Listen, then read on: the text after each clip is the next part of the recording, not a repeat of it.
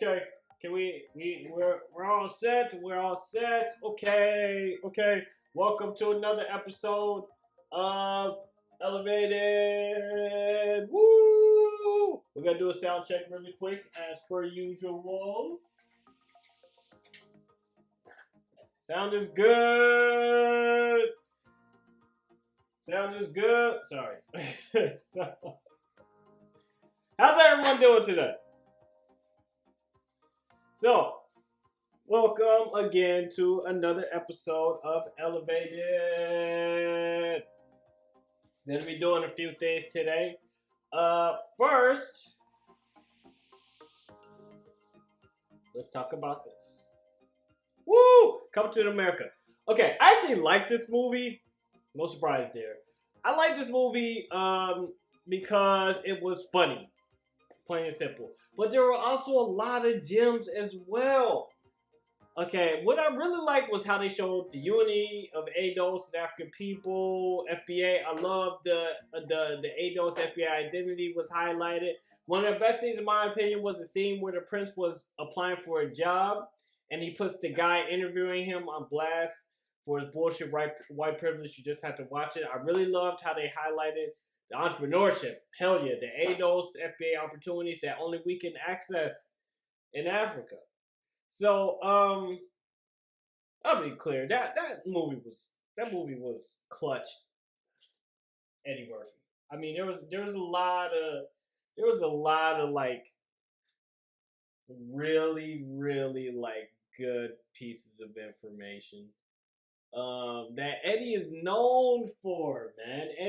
Eddie is, let me get this. You know, I'm always gonna forget my microphone.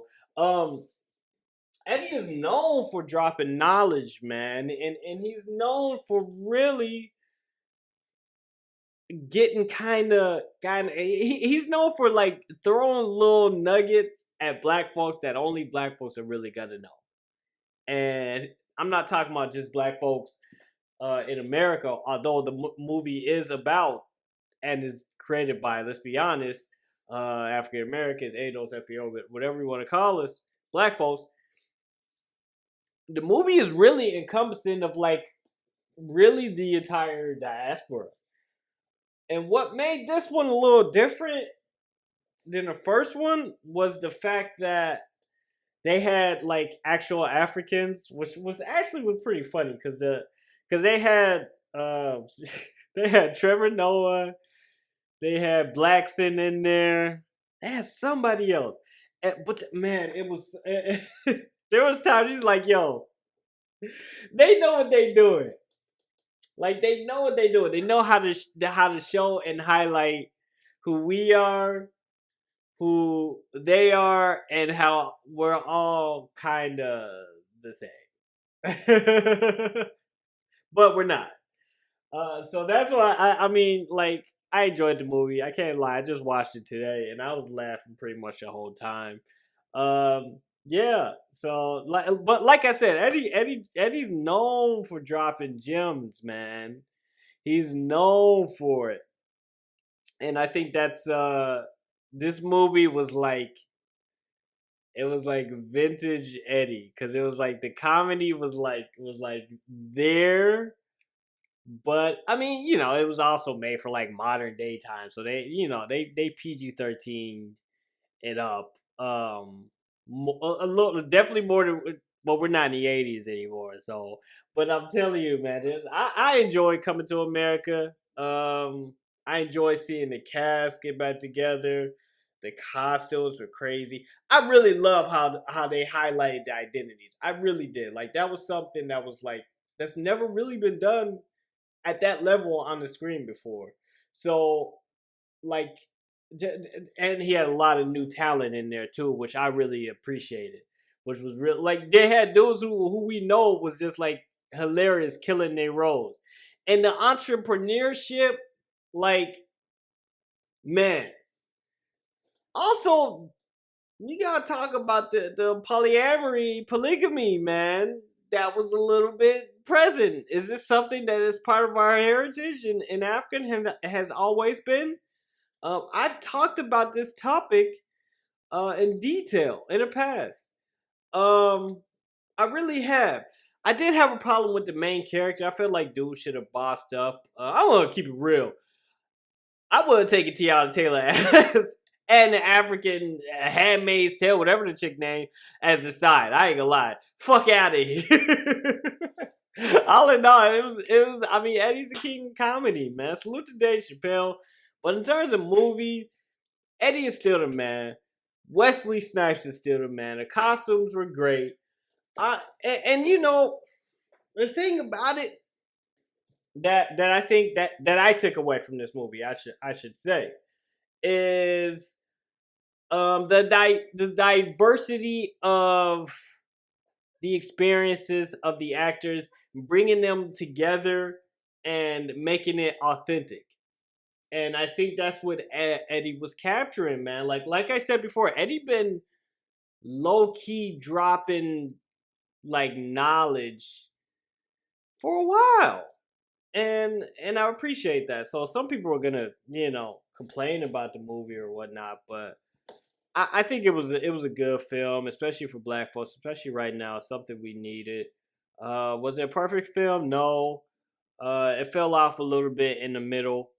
I mean, it was pretty predictable what was gonna happen, but I still enjoyed the movie. I would recommend people to really go see that. I mean, and let's not discount some of the comedians like Leslie Jones is killing it. I'm sorry, but she was.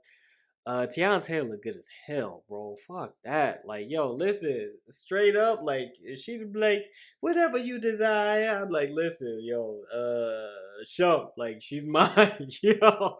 It's nothing personal, but she's mine, man. But yeah, man. I just and low key, I really appreciate Snipes getting the gems. That was a big thing. Oh, that's another big thing.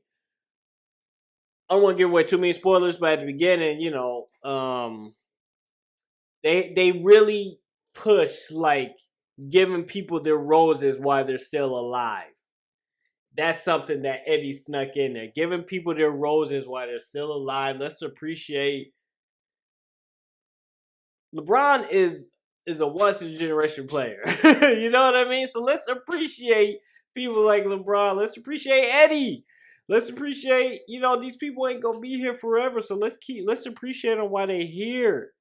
You know what I'm saying? And that's what Eddie was I think he was trying to show. It's pretty obvious towards the beginning of the movie. So I think this is a movie that people should go watch and really kind of just sit down and enjoy it. Just be black, for an hour and a half, hour and 45 minutes. Just be black. I mean, obviously the movie's made for anyone, but Eddie got the idea. Just be black, and people go enjoy it, or they won't. But your people will enjoy it. But just be black, and let everything else kind of work itself out. So, with that being said, next topic. I got a video I want y'all to watch. So just give me a moment. It's not an overstatement to say that semiconductors power the modern world. They're not only a key component of nearly every electronic device we buy and use, they also power the factories that make the electronic devices we buy and use. They power our laptops, our cell phones, our cars, our washing machines, our refrigerators, yeah, even our refrigerators. And this is just the stuff in our home. We're not even getting into all the ways semiconductors are important to the military and to the power grid. If software is eating the world, then the chips are the teeth. And now there aren't enough of them getting made, a massive global shortage. And it's getting so bad that General Motors, one of the world's largest automakers, said it could lose up to $2 billion because the semiconductor chip shortage forced it to temporarily shut down some auto manufacturing plants. President Joe Biden just ordered economic and national security experts to look for gaps in the semiconductor supply chain in the United States. They want to see how reliant the U.S. has become on other countries to manufacture semiconductors. Here's how the global chip shortage got so bad and what's being done to fix it. So what are semiconductors? It's silicon with transistors built into it, and these circuits are put into basically any product these days that needs power. Generally, every single electronic product these days has these chips in them that allow them to do what they do. When people talk about semiconductors now, they're talking about the advanced microchips that power smartphones, computers in cars, and advanced medical equipment, and the analog semiconductor devices that power radios and thermostats. The transistor, a kind of semiconductor, was first successfully demonstrated in 1947 at Bell Labs in New Jersey. Its inventors won the Nobel Prize for Physics, created the first tech companies in Silicon Valley, and basically laid the foundation for the modern digital world. After the transistor came the integrated circuit. So clearly, these things are important. That's something I mean, you have to understand. It starts from transistors, then it goes to ICs and CPUs. Circuit, the microprocessor, etc., until the super small, super advanced chips we have today. Now, the semiconductor industry is massive. Within the industry, there are semiconductor companies that design the chips, called fabless companies, and there are companies that manufacture them, called foundries. There are also integrated device manufacturers, like Intel, that both design and manufacture chips. More and more, though, major semiconductor companies are adopting the fabless model and contracting out orders to foundries like Taiwan Semiconductor or Samsung. And that trend toward fabless has helped complicate the chip shortage we've all been hearing about. The U.S. chip industry has captured 47% of the global market share in sales, but only 12% in chip manufacturing, according to the Semiconductor Industry Association. So how did this all start? Well, COVID-19. The coronavirus pandemic forced people to work from home, to go to school from home, to just basically do everything from home. People upgraded their computers, they got smart speakers, tricked out their home theaters, and played a lot of video games. Did we or did we not majorly change our life in the last year? We are all home, working remotely. Businesses scrambled to set up remote work systems and needed more cloud infrastructure. So what became very clear is that electronics companies, there was a supply chain disruption. But once that kind of started working its way through in the summer and China started getting back to work, electronics companies knew that they needed to increase production by a lot. There's no sign that the demand is slowing for semiconductors. Global semiconductor sales totaled $439 billion in 2020, and that's an increase of 6.5% compared to the 2019 total of $412.3 billion, according to the Semiconductor Industry Association. Global sales for the month of December 2020 were $39.2 billion, an increase of 8.3% compared to the December 2019 total. Another big reason for the shortage? Cars are getting more advanced, and they need more semiconductors. In fact, right now, it's the auto industry that's feeling the squeeze in computer chips most acutely. Cars not only need advanced chips to run increasingly complicated in-vehicle computer systems, they also need older, less advanced semiconductors for things like power steering. The auto shortages are happening because the auto OEMs canceled all their orders in the midst of COVID last year, and it just takes the supply chains a while to adjust. We've had some whipsaws. So that would be happening as it's not really the semi guys' fault, it's the auto supply chain. But to the extent that the shortages themselves are sort of focusing attention and jump-starting the debate on what we should be doing in terms of semiconductor manufacturing in the US, I think that actually is where the discussion can be useful. Analysts expect the chip shortage to persist well into 2021. We're in a real difficult situation. Of course, we've heard from the likes of AMD's like Lisa Su and others about the expectation of this lasting about 6 months. I mean, you know that Lisa Su and Jensen Wang are niece and uncle. Do we know who Jensen Wang is? Jensen Wang is like the head of, I think it's NVIDIA. And his niece, which is the lady we're looking at, is the head of AMD. Pay attention.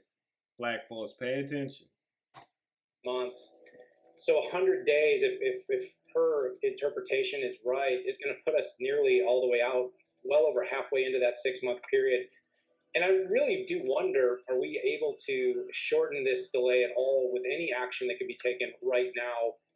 I think the Biden administration really needs to focus on how do we not allow this to happen again? Semiconductors have been so essential to nearly every single industry. The chip shortage has forced the White House to take steps to shore up the chip supply chain in the United States. We need to stop playing catch up after the supply chain crisis hit.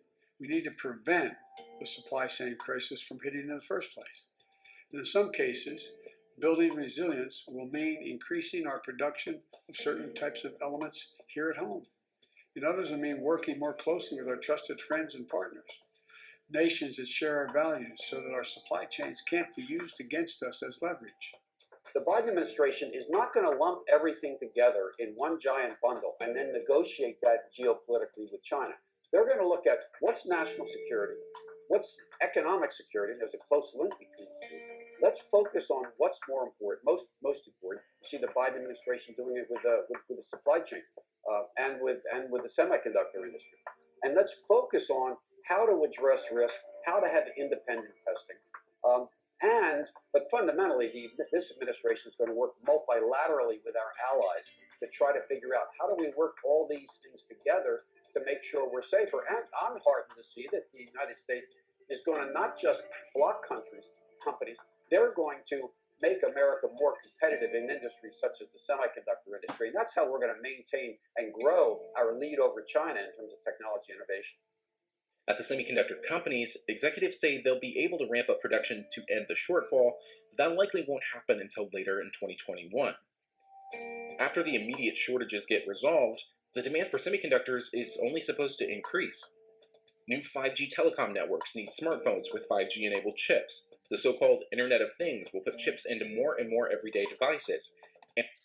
Also, well, you may say that after this, but just the accumulation of massive amounts of data is going to need to be processed. And the Internet of Things is going to produce even more data. So, yeah. And the remote work brought on by COVID-19 appears here to stay. China is attempting to become self-sufficient when it comes to semiconductor chips. Right now, it imports most of its semiconductors. You know, Beijing has always had big ambitions to have its own homegrown industry, but the U.S. restrictions not only on sales to China for chips, but also especially on telecoms giant Huawei, that has really acted as a stimulus for the industry. And that's interesting too, because the U.S. I don't blame China, bro. Like, I would be doing exactly the same thing, man. Like, you know, the U.S. we've had a lock on a lot of these technological stuff for maybe the past few decades, and the rest of the world is either catching up or long since past the U.S. So if the U.S. is behind on chipset manufacturing and access to this, how far behind do you think black folks are? Exactly. So Beijing has made chips a top priority for its next 5-year plan, which is going to be unveiled in March. Independence is one of 5, quote, fundamentals of China's economic development, and $1.4 trillion has been earmarked to develop the semiconductor industry by 2025, with the goal to have 70% of chips used in China, made in China. I think COVID-19. That is exactly what the U.S., United States of America, should be doing. But the U.S. we're not. We're out. Remember, we're outsourcing a lot of our jobs. Manufacturing jobs are being gutted in the U.S. But yeah, like in the U.S., we literally can make anything. It just costs. So China's doing the smart thing. a lot of people in the business world start to really look at our supply chains because of COVID-19. And it's no secret that the electronics manufacturing is kind of based in China, right? But what people kind of don't know is that the number one pure chip factory in the world is in Taiwan. That's TSMC. Now, Taiwan's an ally. Taiwan has not had the trade issues that China has, but right now, Taiwan is an ally to the United States of America. It is the Democratic-led, I believe, not Democratic Party, but Democratic as an institution of democracy, and I believe, well, close to it. And I don't think it's actually on the mainland. I haven't seen this whole video, but I'm pretty sure Taiwan isn't on the mainland China. It's like an island or something, right? But it's still an island off the Okay, well, okay, I'm an asshole. Yes, it is an island. Okay. coast of China. So there was a lot of discussion early in the pandemic last year that we have to look at this stuff from a geopolitical standpoint because, if the military can't make a jet because they don't have chips, and then Taiwan is caught in a geopolitical dispute, a lot of people just said, we need the ability to make leading nodes. Seen that? And according to the BBC, you never really know. China wars Taiwan independence means war as U.S. pledges support. It's chess. But it's a very dangerous game of chess. But the world is changing. The world is shifting, man. Political dispute, a lot of people just said, we need the ability to make leading node chips here in the United States. All right, so why this video? All right, black folks in the U.S. need to pay attention. Okay, Africa produces a very large percentage of the materials needed for chip manufacturing. Yet there is no partnership with any African countries with ADOS, FBA, or what have you to bring these to the U.S. This shit is kind of weak, man. Look, let's really get right into it. Black folks need to understand globalization. Okay? Yeah, we need to understand that us being purely reliant upon white mommy and daddy, which a lot of us are, in my opinion, I'm seeing a lot of black folks slowly but surely leaving the plantation, if you were, but not relying on white capital as much. Now, we still need white capital because come on, black folks don't own, compared to black America compared to white America, the amount of ownership is null and void, is nil. We are, people always say, oh, we got $1 trillion spending power. Well, what do you think white America has? The amount of wealth. Go on Antonio Moore, or Yvette Garnell, or any of these other channels, and they will go deep into the stats of the racial wealth gap. So, but what I'm talking about is globalization. Okay, because globalization is a large reason why black folks need to not only step it up, but understand your place in the world, in the business world, logistical, whatever, what have you. We need to focus on doing business in the U.S. and overseas, particularly in Africa. As I said before, Taiwan has a lock on chipset manufacturing, but the materials needed to manufacture the chipsets mostly come from Africa. That's why China and Taiwan and some parts of America are heavy in Africa and are moving more and more in Africa, more so than they probably have in the last few centuries. Because all these minerals and materials that's just sitting in Africa, the Africans have a lock on, but they not taking advantage of like they supposed to. Now they selling it, but they not building the infrastructure, and they letting the Chinese come over and do. Hey, all right, well if y'all not gonna do it, we will. I don't blame them. So that's what I'm talking about. This is why black folk in America need to focus on globalization. That's why I was talking about the coming to America thing as well, because the in the movie, Eddie Murphy's father-in-law, Mr. McDowell. Remember Mr. McDowell's? He has a McDowell's in what is it? Zamunda, right? Not Wakanda. It's Zamunda, right? So the thing that was really kind of dope about it is like he said straight up like he got the whatever slurpy ice cream thing. He says it's different because we put our sprinkles on the bottle, whatever. But hey, call it what you will. What's the difference between Pepsi and Sprite? Pepsi and cola and Coke. So, but how easy? And this ties everything together. How easy was it for him to open a McDowell's in Zamunda? He ain't got to worry about racism. He ain't got to worry about fines and fees. He ain't got to worry about getting robbed. You know what I mean? And I think that's what Eddie was trying to like, yo, whatever you doing in America,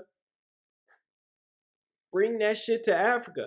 Now, I'm going to be honest, 100%. I have never been to Africa per se.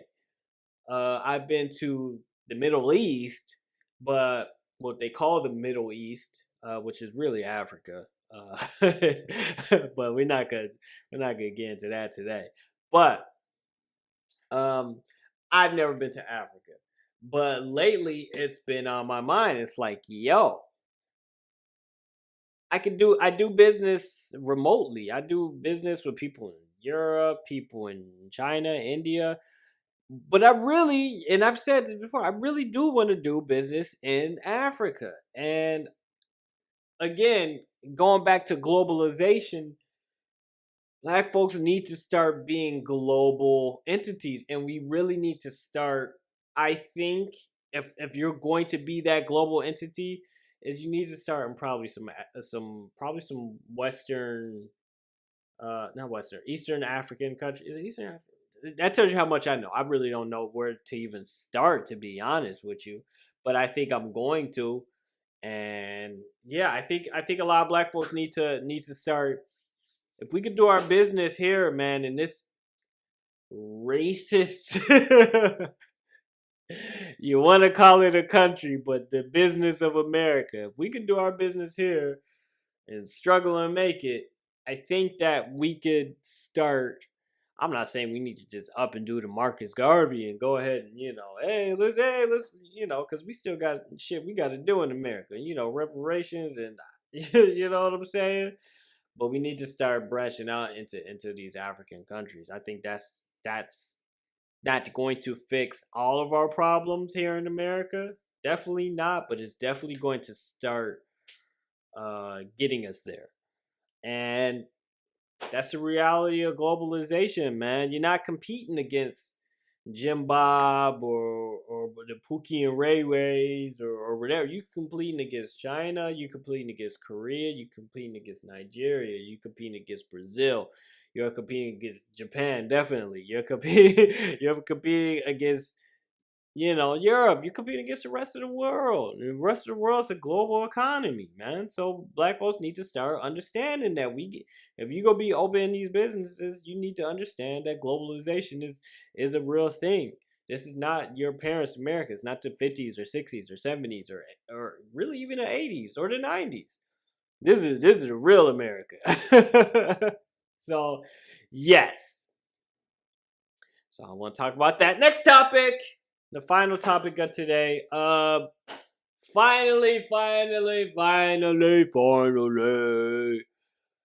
I'm gonna be uploading the final video and my first web scraper GETONCODE video on March 6th. That will be tomorrow. If you're watching this later, then yeah. But that will be March 6th. Finally. Okay. Finally. And I do want to apologize. I was supposed to have it done probably a week and a half ago, but you know, life happens. So definitely keep a eye out for that. That's going to be out. That's really interesting. This one is different from the previous one because this one we're going to be using Mechanical Soup. It's a add-on for Python, and we're going to be searching web forms for data. Also, there's a little game in there. There's a little dice game in there that I threw in there. That's like it's an application that you can access.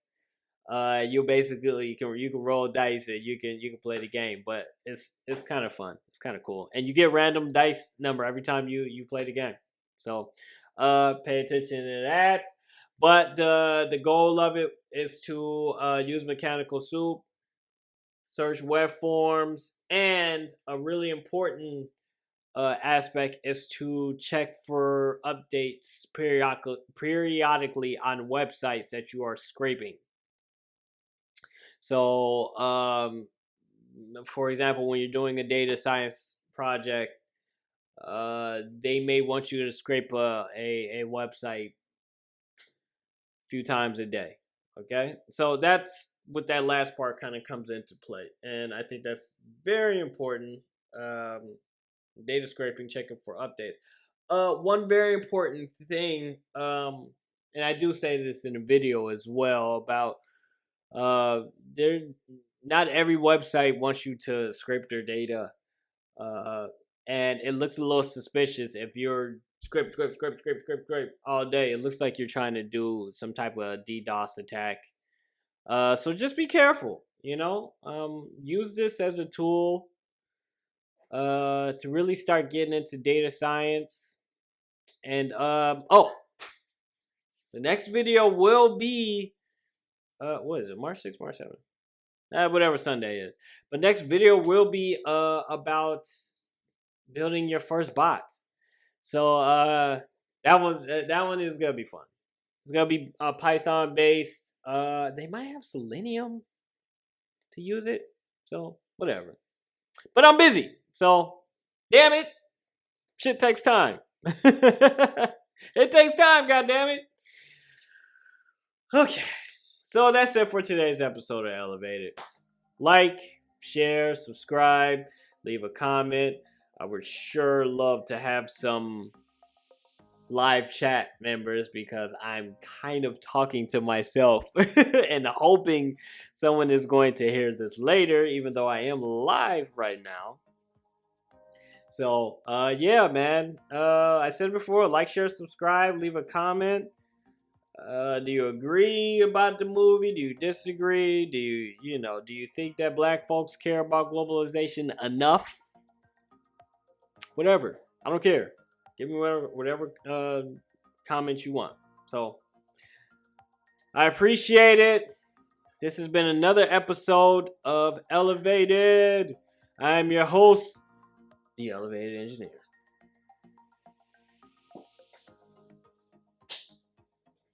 I appreciate it, guys. That's it.